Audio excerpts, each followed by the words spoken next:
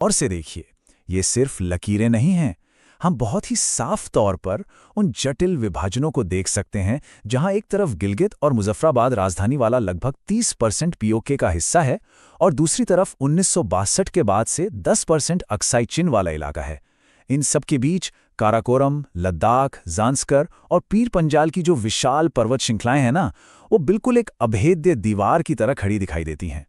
और अगर हम टाइमलाइन की बात करें तो यह सफर काफी उतार चढ़ाव भरा रहा है। सोचिए, 1947 में आखिरी डोगरा शासक राजा हरि सिंह जी के विलय पत्र पर साइन करने से लेकर 1962 का अक्साई चिन संघर्ष, फिर 1984 में दुनिया के सबसे ऊंचे बैटल ग्राउंड पर ऑपरेशन मेघदूत, उसके बाद 1999 में कारगिल का ऑपरेशन विजय और आखिरकार 2019 में जम्मू कश्मीर पुनर्गठन अधिनियम, जिसके तहत अनुच्छेद 370 को हटाया गया।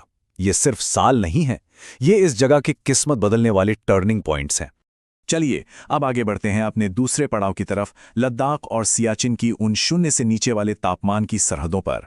क्या आपने कभी सोचा है कि 8,611 मीटर की ऊंचाई कैसी लगती होगी? यही ऊंचाई है भारत की सबसे ऊंची चोटी K2 यानी गॉडविन ऑस्टिन की। और पता है इसकी सबसे बड़ी स्ट्रेटेजिक अहमियत क्या है?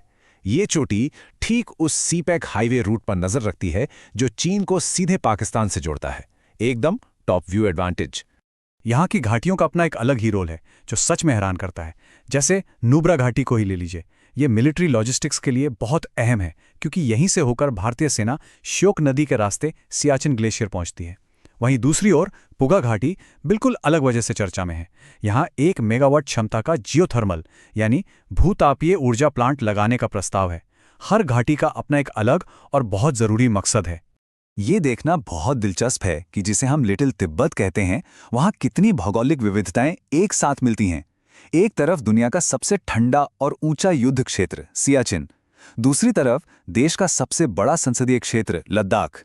लेह की बात करें तो यहाँ भारत में सबसे कम बारिश होती है, पर फिर भी यहाँ पेंगोंग जैसी विशाल खारे पानी की झील मौजूद हैं।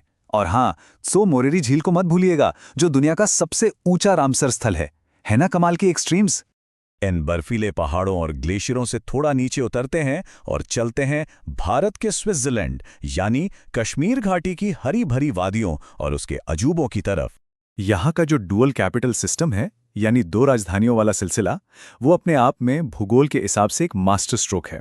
गर्मियों में सम्राट अशोक द्वारा बसाया गया श्रीनगर राजधानी बनता है और जैसे ही सर्दियां आती हैं, सरकारी कामकाज राजा जम्बूलोचन के बसाए हुए जम्मू शहर में शिफ्ट हो जाता है। मौसम के हिसाब से क्या गजब का अडेप्टेशन है। और इन वादियों में थोड़ा रहस्य भी छिपा है। बारामूला पर्वत के बारे में सुना है? कहा जाता है कि इस पहाड़ का चुंबकीय खिंचाव यानी मैग्नेटिक पुल इतना जबरदस्त है कि ये अपनी ओर आने वाले हवाई जहाज़ों के नेविगेशन तक को डिस्टर्ब कर देता है। सोचिए, जमीन पर हमारा अपना बरमूडा ट्रायंगल। वैसे आगे बढ़ने से पहले भूगोल से जुड़ा एक बहुत ही आम कंफ्यूजन यहीं दूर कर लेते हैं। नाम थोड़े मिलते जुलते हैं पर जगह बिल्कुल अलग। सलीम अली नेशनल पार्क आपको जम्मू कश्मीर में मिलेगा, लेकिन अगर बात सलीम अली बर्ड सैंक्चुरी की हो तो वो गोवा और केरल में है। ऐसे ही कश्मीर में जो खूबसूरत टूरिज्म हब है वो गुलमर्ग है, जबकि गुलबर्गा कर्नाटक में है। इस अंतर को जरूर याद रखिएगा। ये घाटी सच में अजूबों का खजाना है। श्रीनगर के सिराज बाग में एशिया का सबसे बड़ा ट्यूलिप गार्डन है।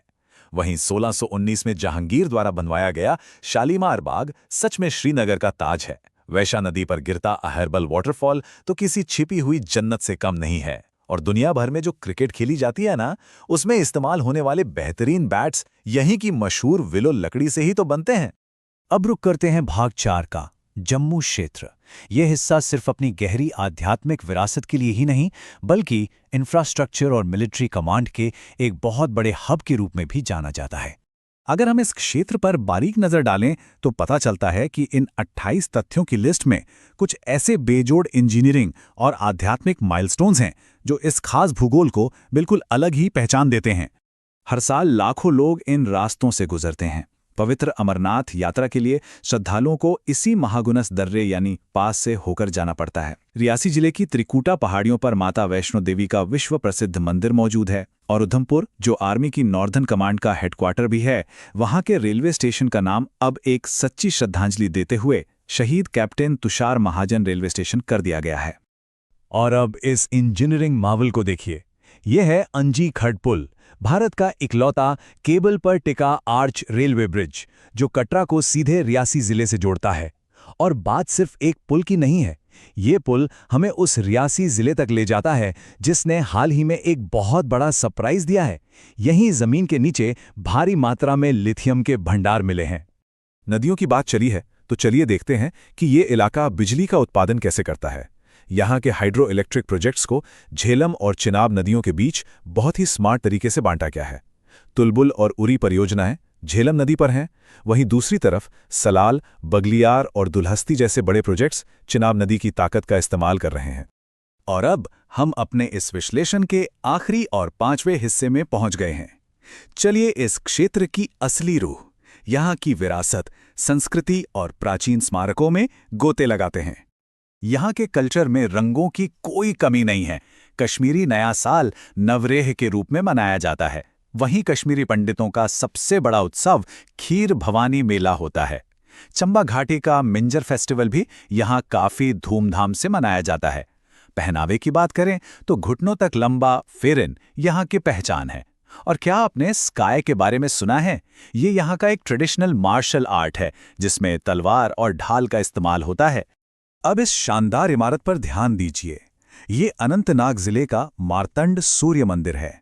इसे कारकोट वंश के शासक ललितादित्यमुक्त पीड़ ने बनवाया था।